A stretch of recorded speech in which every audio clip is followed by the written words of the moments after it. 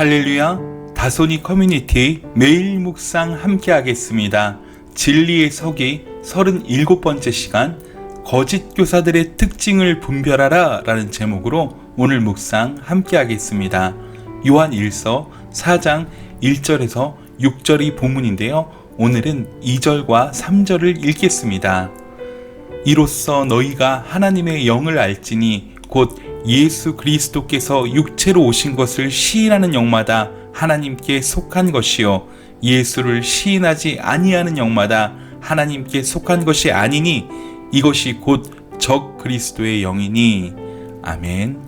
지난 회차의 묵상을 염두에 두시면서 오늘 말씀의 묵상을 계속 이어나가도록 하겠습니다. 엄청난 계시를 말하는 것 같고 하나님의 음성을 대언한다 하는 이들의 말을 잘 살펴보면 그들의 소속이 세상이요 어둠이기 때문에 세상에 속한 말을 하게 될 수밖에 없습니다. 그리고 세상에 속한 사람은 그 말을 듣는다는 것입니다. 평생 신앙생활을 잘해왔다고 믿어왔는데 마지막 심판 때에 그것이 잘못된 신앙생활이라고 심판을 받게 된다면 그것처럼 허무한 일이 어디 있겠습니까? 그래서 그들이 말하는 것을 잘 분별해야 합니다. 거짓 선지자들의 특징은 세상에 속한 말을 한다는 것입니다. 본문 1절은 많은 거짓 선지자가 세상에 나왔다고 말씀합니다. 그래서 분별이 필요한 것입니다. 요한일서 2장 19절에 의하면 이 사람들의 특징은 공동체와 주님의 사명에 헌신하지 않는다는 것입니다. 오히려 교회와 공동체에서 이탈해서 나갑니다. 그러면서 소위 영적이라는 말을 한다는 것입니다. 영에 속한 말을 한다고 말하는 것이 사실은 세상에 속한 것이란 말입니다. 그래도 우리는 아직 시원한 답변은 얻지 못했습니다. 그 시원한 답변은 2절과 3절 오늘 본문에 나옵니다. 예수 그리스도에 대한 그들의 말이 분명한 기준이 된다는 것입니다.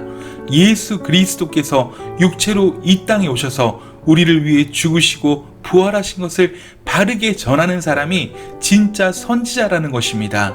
이 말씀을 하는 이유가 있습니다. 그때 당시에는 예수 그리스도가 육체로 오시지 않았다고 말하는 영지주의 이단이 있었기 때문입니다. 이 사람들이 세상에 속한 말을 하는 사람들이었습니다. 어떻게 세상에 속한 말을 합니까? 일단 이 사람들의 뿌리는 성경이 아니라 플라톤의 철학에 뿌리를 두었습니다. 플라톤에게 있어서는 영이 가장 중요했습니다. 육체는 사람이 벗어나고 싶어하는 감옥일 뿐이었습니다. 왜 이런 현상이 생긴 것입니까? 그때도 플라톤의 철학과 성경을 혼합하는 미련한 사람들이 생겼기 때문입니다. 자신들은 현명하다고 말했지만 참된 지혜가 아니었습니다. 그래서 나온 것이 가현설입니다. 이 가현설을 주장하는 사람들을 영지주의자들이라고 하는데 이 말은 지식을 의미하는 헬라어 그노시스에서 나왔습니다. 즉 자신들만이 특별한 지식을 가지고 있다고 말하는 사람들인 것입니다.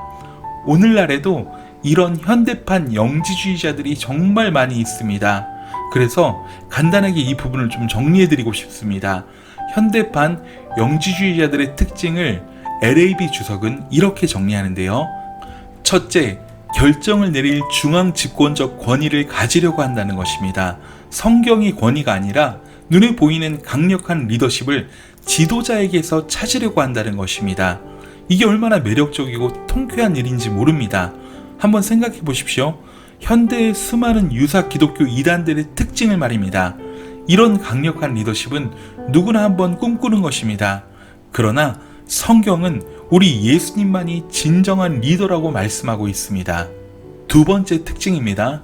이들은 특별한 선지자들이나 특별한 계시를 받아서 새로운 진리를 소유하고 있다고 말한다는 것입니다. 그러면서 성경이나 기독교 교류의 문제점들을 내세워 새로운 권위나 새로운 영적 계시를 말한다는 것입니다. 여러분 혹시 알고 계십니까? 성경에서의 새로움은 새로운 창조가 아닙니다. 이 새 창조는 주님의 영역에 속한 것입니다. 성경이 말하는 새 계명, 새 노래는 모두 이미 주어진 계시를 올바르게 깨닫는 것을 의미하는 것입니다. 특별한 새로운 계시가 있어서도 안 되고 있을 수도 없는 것입니다. 닫혀졌던 성경이 열려진 책이 되었을 때 계시는 이미 완성된 것입니다. 이를 꼭 명심하십시오. 성경만이 이미 완성된 계시라는 것을. 그러나 바뀌어서는 안 되는 복음과 성경의 진리를 자꾸 변형시켜 이상한 것으로 만드는 사람들은 거의 대부분이 자기 자신을 대안으로 세우는 자들입니다. 가만히 들여다보면 주님이 아니라 자신이 새로운 메시아라고 말합니다. 그러므로 그들의 말을 너무 쉽게 믿어서는 안 됩니다.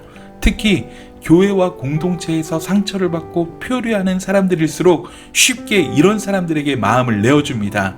그러나 그런 선택은 반드시 더 큰 상처를 동반하게 된다는 것을 꼭 기억하십시오. 여러분, 주님이 왜 그렇게 십자가의 길을 강조하시고 나를 따르라고 하시고 섬기라고 하시며 나누라고 하시는지에 대해서 고민해 보신 적이 있습니까? 타락한 인간은 이런 삶이 불편하기 때문입니다. 육체와 마음이 원하는 대로 땅의 창고에 쌓고 즐기면서 살아가는 것이 훨씬 편안하기 때문입니다. 그러나 그 삶에는 하나님이 의도하신 행복이 없습니다. 하나님이 인간을 하나님의 형상대로 지으시고 주시려고 했던 행복은 그런 것이 아니라는 것입니다. 그 행복은 주님을 따를 때만 누릴 수 있습니다. 낮아지고 섬기고 겸손하고 베푸는 삶에 주님이 주시려는 진정한 행복, 천국의 기쁨이 있는 것입니다. 그런데 거짓 선지자들은 이것을 부인합니다. 오히려 세상이 주는 행복을 기독교의 탈을 쓰고 더 추구하도록 만듭니다. 그런 거짓말에 절대 속지 마십시오. 그러하기에 이 소위 영적이라고 하는 거짓 교사들은 필연적으로 교회를 공격할 수밖에 없습니다. 오늘날 이단이라고 정죄받은 사람들의 대부분이 기성교회를 공격하는 것으로 길을 찾습니다. 교리를 왜곡합니다.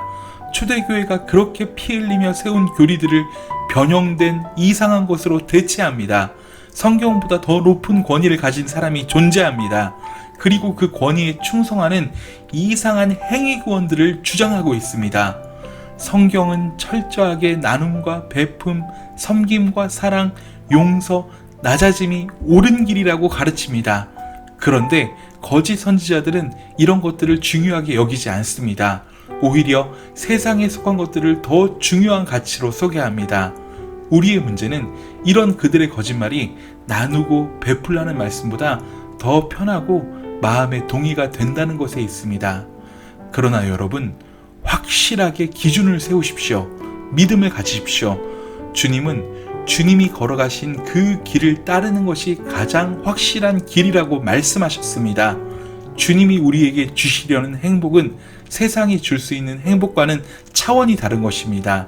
이것을 굳게 믿으시기 바랍니다. 거짓 선지자들의 말은 기본적으로 교회와 공동체를 분열시키는 말들입니다. 영적인 것처럼 보여도 결국 세상에 속한 말을 하며 자기의 이익을 따릅니다. 권위를 성경에 두는 것처럼 교묘히 속이지만 결국 자신에게 권위를 두게 만듭니다. 여러분, 처음 우리가 들었던 예수 그리스도의 바른 복음을 기억하십시오. 모든 말의 뿌리와 근거를 오직 말씀으로만 분별하십시오. 하나님은 말씀과 성령의 조명하심을 통해 우리에게 이미 분별할 수 있는 힘을 주셨습니다. 우리가 해야 할 일은 오직 말씀과 기도 안에 거하며 말씀의 성령님의 조명과 인도하심에 더 깨어있는 것 외에는 없습니다. 다른 복음은 없습니다. 오직 예수 그리스도와 그분의 말씀밖에는 없습니다. 분별하십시오. 거짓 교사들의 말에 넘어가지 마십시오. 말씀 안에 예수님 안에 거하고자 하는 우리에게 분별력을 주님은 허락하십니다. 하나님은 십자가의 길을 결단한 우리에게 반드시 분별력을 허락하십니다. 이를 꼭 믿으시기 바랍니다. 오늘 하루도 올바른 신앙으로 성장하며 어지러운 세상 가운데 오직 예수님 안에서 말씀 안에서 세워지는 하루 되시길 간절히 소망합니다. 오늘도 승리하는 하루 되세요. 사랑하고 축복합니다. 샬롬.